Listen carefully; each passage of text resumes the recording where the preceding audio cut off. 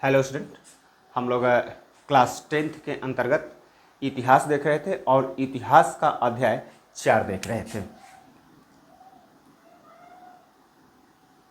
अध्याय 4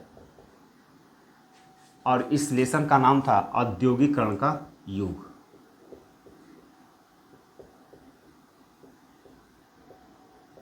औद्योगिकरण का युग। इस लेसन के अंतर्गत हम लोग पिछले क्लास के अंतर्गत चर्चा किए थे और पिछले क्लास के अंतर्गत हम लोगों ने देखा था कि औद्योगिकरण क्या है। उसके बाद देखा था कि औद्योगिकरण का इतिहास क्या है, तथा तीसरा चीज़ हम लोगों ने देखा था कि औद्योगिकरण के कारण औद्योगिक मजदूरों के जीवन में किस प्रकार के परिवर्तन आया, या कह सकते हैं कि औद्योगिकरण ने मजदूरों के जीवन को कैसे प्रभावित किया। हमने कहा था कि इस लेसन के अंतर्गत उसी टॉपिक पर ज़्यादा हम लोग डिस्कस करेंगे जिस टॉपिक को यूपी बोर्ड के द्वारा निर्धारित किया गया है, नंबर 1, और नंबर 2 की बात करें जिससे मैक्सिमम क्वेश्चन, चाहे बहुविकल्पी की बात करें, चाहे लघु उत्तरी की बात करें, चाहे दीर्घ उत्तरी की बात करें, जिससे मैक्सिमम क्वेश्चन पूछता है। तो यहाँ पर एक और प्रश्न उठता है कि विक्टोरिया काल की बात हो रहा है कि विक्टोरिया काल में मशीनों की बजाय हाथों से ज़्यादा उत्पादन क्यों किया जाता था। ये प्रश्न कभी कभी लघु उत्तरी के अंतर्गत पूछता है। तो देखिए, विक्टोरिया काल की अगर बात करें तो विक्टोरिया काल कब से है। विक्टोरिया काल की बात करें तो विक्टोरिया काल की अगर बात करें तो 1860 के दशक से लेकर 1910 के दशक तक, हम टाइम नहीं बता रहे हैं, केवल दशक बता रहे हैं, तो के काल को हम लोग विक्टोरिया काल के नाम से जानते हैं। अब इस काल के दौरान हाथ से निर्मित वस्तुएं का उत्पादन क्यों किया जाता था। तो चूंकि देखिए कि तत्कालीन ब्रिटेन की अगर स्थिति की बात करें तो तत्कालीन ब्रिटेन में बहुत से ऐसे किसान थे, मजदूर थे, जो कि काम की तलाश में शहर की तरफ जा रहे थे और शहर में उनकी भीड़ बढ़ रही थी, जिसके कारण मौसम के अनुसार उनकी मांग जब बढ़ जाती थी तो वेतन बढ़ जाते थे। लेकिन अगर मौसम समाप्त हो जाता था, उत्पादन का मौसम समाप्त हो जाता था, तो उनके वेतन कम हो जाते थे। अगर हम बात करें, जैसे कि उदाहरण के तौर पर अगर बात करें तो जाड़े के दिनों में अगर शराब खानों की बात करें, चाहे गैस घरों में बात करें, तो यहाँ पर मजदूरों की मांग बढ़ जाती थी।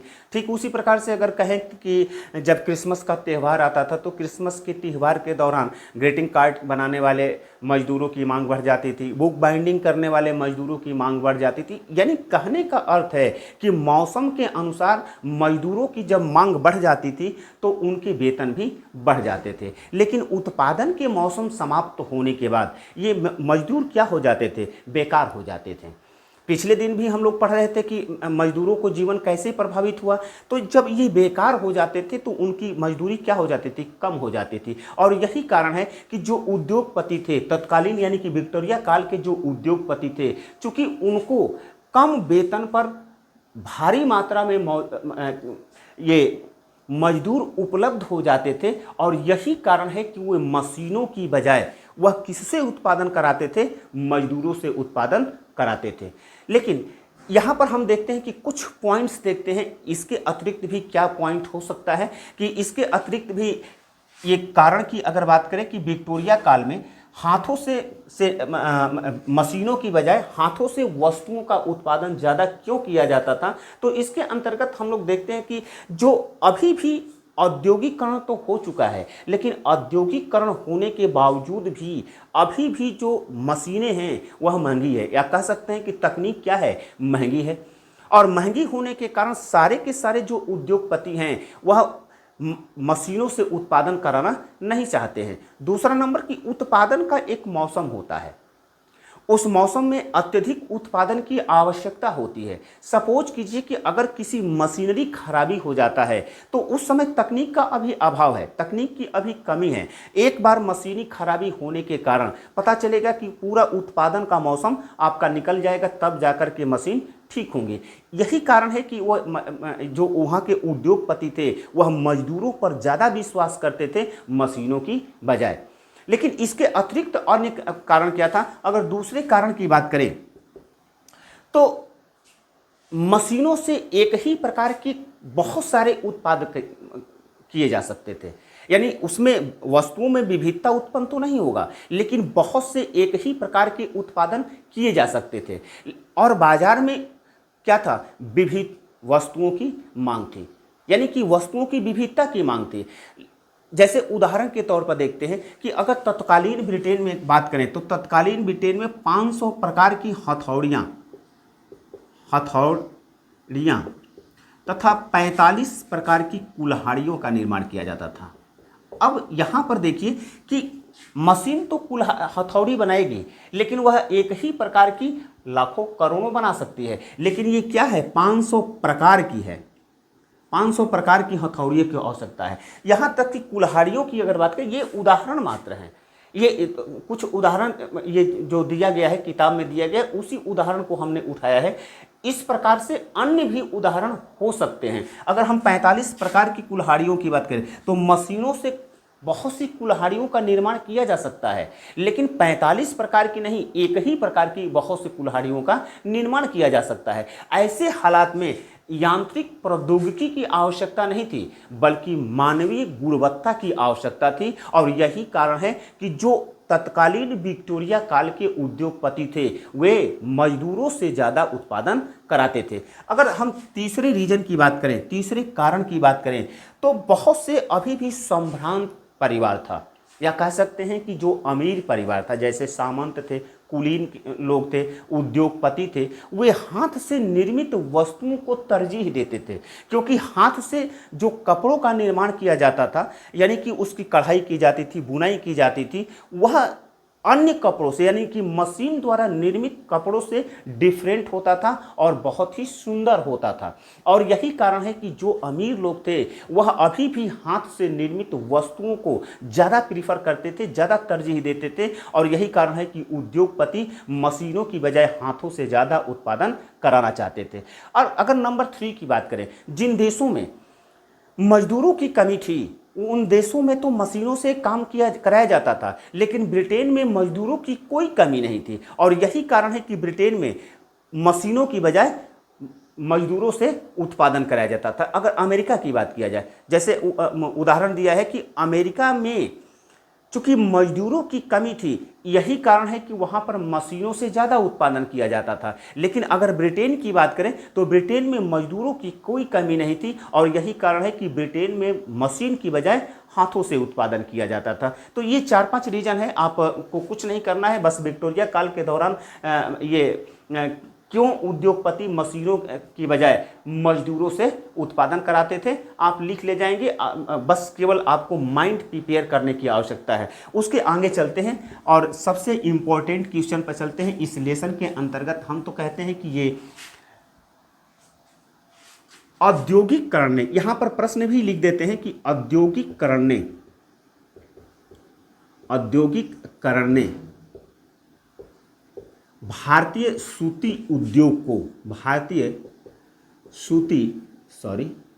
सूती वस्त्र उद्योग को कैसे प्रभावित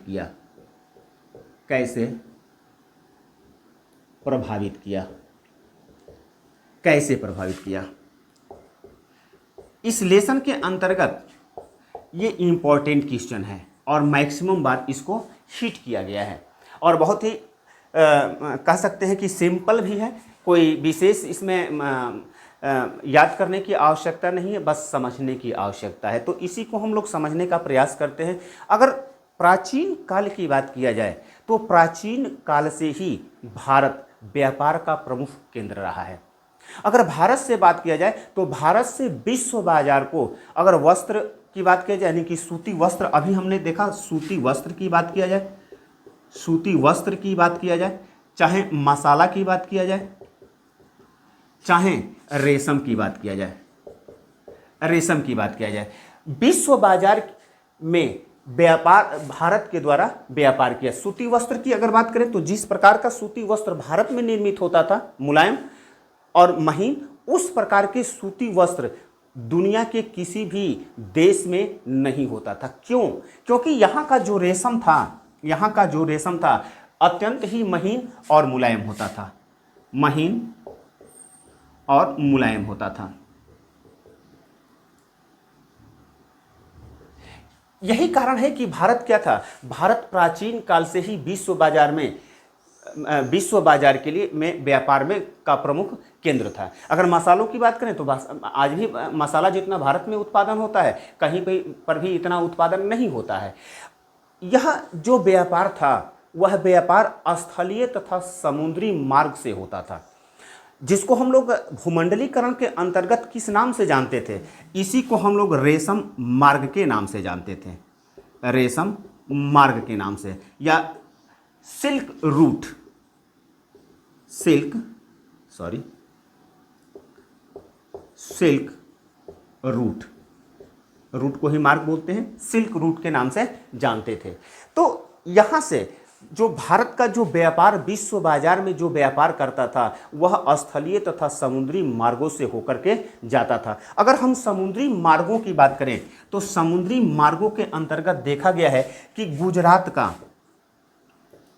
गुजरात का सूरत बंदरगाह तथा केरल के पास अवस्थित कोरोमंडल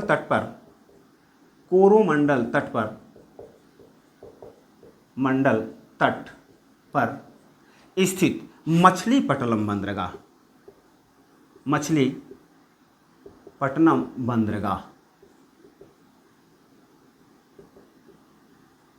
इन दोनों बंदरगाहों के माध्यम से वह खाड़ी लाल सागर के बंदरगाहों से वह जुड़ा हुआ था। ठीक इसी प्रकार से अगर कहें तो हुगली बंदरगाह, यह हुगली बंदरगाह कहाँ अवस्थित है? तो हुगली नदी पर अवस्थित है। कहाँ अवस्थित है? तो वेस्ट बंगाल में। हुगली बंदरगाह से वह कहाँ से दक्षिणी तथा पूर्वी एशिया के बंदरगाहों से जुड़ा हुआ था और वहाँ से भारत से व्यापार होता था। लेकिन सबसे समस्या कब उत्पन्न हुई? जब ईस्ट इंडिया कंपनी भारतीय बाजार पर अपना एकाधिकार स्थापित कर लिया। क्योंकि हम देखते हैं कि प्राचीन काल में भारत व्यापार का एक प्रमुख केंद्र के रूप में था, लेकिन जब ईस्ट इंडिया कंपनी भारत के बाजार पर अपना एकाधिकार स्थापित कर ली तो धीरे धीरे भारत का बाजार क्या होने लगा? समाप्त होने लगा। कैसे समाप्त होने लगा? तो जब 1757 में प्लासी युद्ध हुआ, 1757 में प्लासी का युद्ध तथा 1764 में ईस्वी में बक्सर का युद्ध, इन दो युद्धों ने यह तय कर दिया कि भारत में जो शासकीय प्रभुत्व है वह किसका होगा? तो ब्रिटिश ईस्ट इंडिया कंपनी का होगा। या कह सकते हैं कि 1750 के बाद British east India company Bharat में अपना राजनीतिक प्रभुत्व स्थापित करने में कामयाब रहे तथा 1760 और 70 के दशक आते आते भारत के बाजार पर उसने एकाधिकार कायम कर लिया। लेकिन यह एकाधिकार कायम करने से पूर्व स्थिति क्या थी? तो स्थिति यह थी कि भारतीय जो बुनकर हुआ करते थे वह भारतीय बुनकर आपूर्ति करने वाले व्यापारियों के लिए उत्पादन करते थे। भारतीय जो बुनकर थे वह जब उत्पादन कर लेते थे तो वो आपूर्ति व्यापारी को, सौदागर को माल अपना बेच देते थे। वह आपूर्ति सौदागर निर्यात व्यापारी को अपना माल बेचता था और इस तरह से अंतर्राष्ट्रीय बाजार में माल जाता था। लेकिन जब ब्रिटिश ईस्ट इंडिया कंपनी का राजनीतिक प्रभुत्व कायम हो गया तो राजनीतिक प्रभुत्व कायम होने के बाद बाजार में चूंकि प्रतिस्पर्धा था, बाजार में किससे प्रतिस्पर्धा था? तो तत्काल तत्कालीन अगर भारत की बात किया जाए तो तत्कालीन भारत में ब्रिटिश ईस्ट इंडिया कंपनी के अलावा भी फ्रांसीसी ईस्ट इंडिया कंपनी की बात करें, चाहे स्पेन की कंपनी की बात करें, चाहे पुर्तगाली कंपनी की बात करें, चाहे डच कंपनी की बात करें, ये कंपनियां भारत के बाजार में व्यापार करती थी। और यही कारण है कि काफ़ी प्रतिस्पर्धा था, क्योंकि भारतीय जो उत्पादक थे, भारतीय उत्पादक इन कंपनियों से मोल भाव करते थे और मोल भाव करने के बाद अपने माल को ऊंची कीमत पर बेचते थे, जिससे कंपनी को क्या होने लगा, कंपनी को व्यापार में नुकसान होने लगा। और यही कारण है कि कंपनी क्या चाहती थी, ब्रिटिश ईस्ट इंडिया कंपनी क्या चाहती थी, British east India company Bharat में जो व्यापारिक प्रतिस्पर्धा है वह व्यापारिक प्रतिस्पर्धा को समाप्त करना चाहती थी। और यही कारण है कि ब्रिटिश ईस्ट इंडिया कंपनी ने क्या किया, तो कुछ कार्य किया। यानी कि अगर नंबर 1 की बात करें जिसके कारण भारतीय वस्त्र उद्योग संपूर्ण रूप से चौपट हो गया, तो नंबर 1 राजनीतिक प्रभुत्व स्थापित करने के बाद ब्रिटिश ईस्ट इंडिया कंपनी ने एक गुमास्ता नामक कर्मचारी को नियुक्त कर दिया। गुमास्ता नामक कर्मचारी, ध्यान रहे इससे बहुविकल्पी का क्वेश्चन 2024 में पूछा जा चुका है। यह गुमास्ता कौन होता था, तो एक वेतनभोगी कर्मचारी होता था, वेतनभोगी कर्मचारी होता था। इसका कार्य क्या था, तो इसका कार्य था कि भारतीय उत्पादकों को नियंत्रण और निगरानी करना तथा उनसे जो उत्पादित वस्तुएं थी उसका संग्रह करना। यही काम ये गुमास्ता नामक व्यापारी करता था। अब परिस्थिति क्या चेंज हो गई, अब यहाँ परिस्थिति चेंज हो गई कि जब British east India company Bharat में अपना राजनीतिक प्रभुत्व कायम कर ली, तो राजनीतिक प्रभुत्व कायम करने के बाद वह गुमास्ता नामक एक वेतनभोगी कर्मचारी को नियुक्त किया। और वेतनभोगी कर्मचारी क्या करता था, वह ईस्ट इंडिया कंपनी के लिए ईस्ट इंडिया कंपनी के लिए उत्पादन करने के लिए प्रोत्साहित करता था। और यही कारण है कि जो भी उत्पाद होता था उसे ईस्ट इंडिया कंपनी को ही बेचने के लिए बाध्य करता था। तो यहाँ पर यह परिस्थिति चेंज हो गई। दूसरा कारण यहाँ पर क्या हुआ कि गुमास्ता नामक व्यापारी जो कर्ज देता था या अग्रिम भुगतान करता था और ईस्ट इंडिया कंपनी के लिए ही उत्पादन करने के लिए बाध्य करता था। तो यहाँ पर जो प्रतिस्पर्धा है, यानी कि पहले जो उत्पादन होता था वह विभिन्न प्रकार की जो व्यापारिक कंपनियां थी उनसे वो लोग मोल भाव करते थे, उसको ऊंची कीमत पर बेचते थे। अब यहाँ पर क्या हो गया, यहाँ पर यह हो गया कि अग्रिम जो राशि दिया गया है और ब्रिटिश ईस्ट इंडिया कंपनी के लिए उत्पादन हो रहा है, तो वह माल किसको बेचेगा, ब्रिटिश ईस्ट इंडिया कंपनी को बेचने के लिए वह बाध्य हो गया। और भारतीय बुनकरों या उत्पादकों, जो सूती वस्त्र उत्पादक थे, उनको बाध्य किया गया कि वह किसी दूसरी कंपनी को, व्यापारिक कंपनी को अपना माल नहीं बेचेंगे। जब भी बेचेंगे किसके लिए माल बेचेंगे, ब्रिटिश ईस्ट इंडिया कंपनी को माल बेचेंगे। अब धीरे धीरे यह स्थिति क्या उत्पन्न हो गया, धीरे धीरे इससे भारतीय वस्त्र उत्पादक जो थे वह उनको घाटा होने लगा, क्योंकि पहले अपने परिवार के साथ अपनी सहूलियत के अनुसार वो उत्पादन विश्व बाजार के लिए उत्पादन करते थे। छोटे छोटे खेत के टुकड़े भी रखे थे, जिससे क्या करते थे, अपने लिए आवश्यक वस्तुओं को पैदा भी कर लेते थे और वस्त्र का भी उत्पादन कर लेते थे। अब मजबूर हो गए, विवश हो गए, क्योंकि कर्ज लेकर के उत्पादन कर रहे थे और कर्ज लेने की स्थिति में वह अपने पूरे परिवार के साथ उत्पादन मिलकर के करते थे और पता चलता था कि उनको अच्छी कीमत नहीं मिलती थी, तो उनका पूरे श्रम बेकार हो जाता था। और ऐसी स्थिति में भारतीय जो बुनकर थे, भारतीय जो वस्त्र उत्पादक थे, वह क्या करने लगे, वह उत्पादन से भागने लगे। अगर नंबर 1 की बात करें, अगर नंबर 2 की बात करें, तो जो मैनचेस्टर निर्मित कपड़े थे, मैनचेस्टर यानी लंदन को मैनचेस्टर के नाम से जाना जाता था।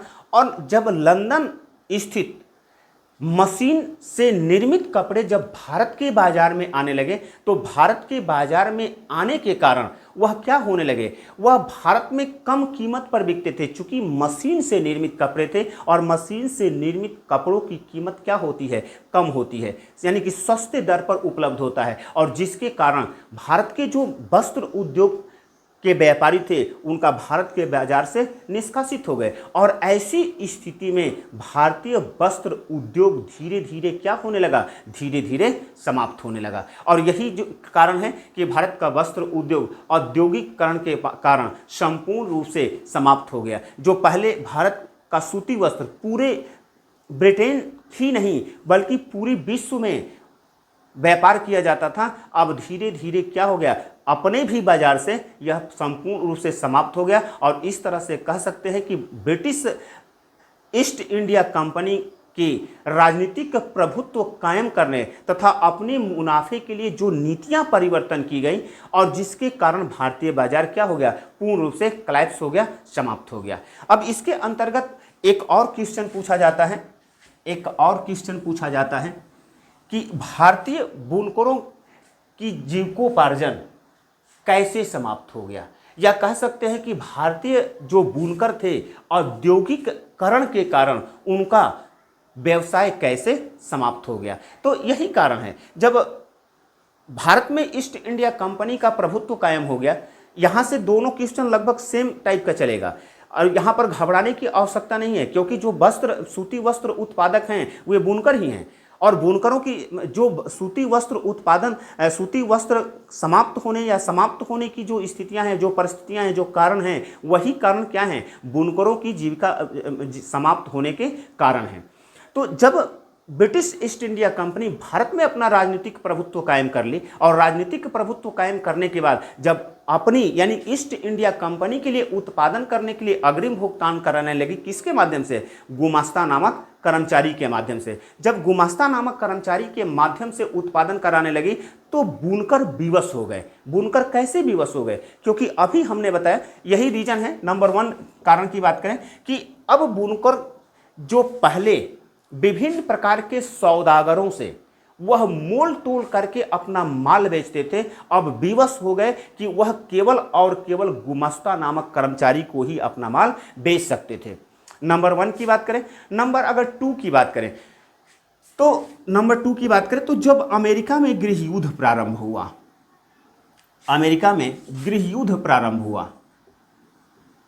तो अमेरिका में गृह युद्ध प्रारंभ होने के कारण हुआ क्या कि जो ब्रिटेन अमेरिका से कपास का निर्यात करता था तथा अपनी औद्योगिक उत्पादों के लिए माल के रूप में इस्तेमाल करता था, कच्चे माल के रूप में इस्तेमाल करता था, अब अमेरिका में गृह युद्ध होने के कारण कपास का निर्यात बंद हो गया। ब्रिटेन ने क्या किया, ब्रिटेन भारत के बाजार से कपास का निर्यात करना प्रारंभ कर दिया। इस स्थिति में कपास की ऊंची कीमत हो गई, और ऊंची कीमत होने के पीछे एक और कारण था कि जो भारत में जो कताई फैक्ट्रियां खुली, तो फैक्ट्रियां खुलने के बाद क्या हुआ कि ये कंपनियां भी, भारतीय जो कंपनियां भी थी वह भी कपास खरीदने लगी। तो यहाँ पर भारतीय बाजार में प्रतिस्पर्धा बढ़ गया, किसके लिए, कपास के लिए। और कपास के लिए जब प्रतिस्पर्धा बढ़ा तो कपास की कीमत ऊंची हो गई, और जिसके कारण जो भारतीय बुनकर थे अब कपास खरीदने की स्थिति में नहीं थे। और जब कपास नहीं खरीद सकते हैं तो न तो सूत काट सकते हैं और ना ही वस्त्रों की बुनाई कर सकते हैं। ऐसी स्थिति में जो बुनकर थे, भारतीय बुनकर थे, उनका क्या हो गया, व्यवसाय धीरे धीरे समाप्त होने लगा। यही नहीं, अगर तीसरे रीजन की बात करें, तीसरे कारण की बात करें, तो जब मैनचेस्टर निर्मित, अभी हमने बताया ना भारतीय वस्त्र उद्योग के अंतर्गत कि जब मैनचेस्टर निर्मित कपड़े भारत के बाजार में कम कीमत पर उपलब्ध होने लगे, तो हाथ से निर्मित जो बुनकर अपने हाथ से कपड़े बुनते थे तो उनकी मांग क्या हो गई, घट गई। अपने भारतीय बाजार में यानी अपने घरेलू बाजार में ही बुनकरों के द्वारा उत्पादित वस्तुओं को कोई पूछने वाला नहीं था, और जिसके कारण भारतीय बुनकरों का क्या हो गया, जीविकोपार्जन समाप्त होने लगा। तो ये तीसरा कारण था। एक अन्य कारण है कि